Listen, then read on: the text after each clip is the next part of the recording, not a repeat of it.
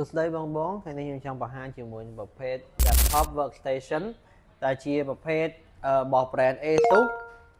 ជាប្រភេទ ASUS ProArt បាទដែលមានកម្រិតអេក្រង់ច្បាស់ខ្លាំងមែនតែម្ដងសម្រាប់បង design គេហៅស្ដាច់ design តែម្ដងជាមួយប្រភេទ ASUS ProArt មួយនេះដែលជាប្រភេទ P16 កញ្ចក់16 inch កម្រិត 4K OLED តែម្ដងមកច្បាស់ខ្លាំងមែនតែម្ដងហើយមានបេតុងឡើយសម្រាប់កែពណ៌បាទពូយើងស្អាតខ្លាំងមែនទែនស្ដើងស្រាលទៀតអញ្ចឹងយើងមកមើល spec ទាំងអស់គ្នាប្រភេទនេះបំពាក់ដោយ chip CPU AMD Ryzen AI 9ចំនួនចុងក្រោយគេ Wow RAM រហូតដល់ 64GB ឯណោះជាមួយនឹង speed 7500 SSD រហូតដល់ 2TB ហើយមកជាមួយ NPU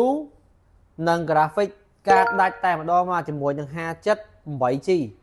រីឯតម្លៃវិញរត់តែពិសេសមែនតើតម្លៃត្រឹមតែ$2799តែប៉ុណ្ណោះនឹងមានការធានារយៈពេល3ឆ្នាំអញ្ចឹងបងមានតម្រូវការអាចតាក់ទងក្នុង page បានមានតម្លៃពិសេសជូនអរគុណ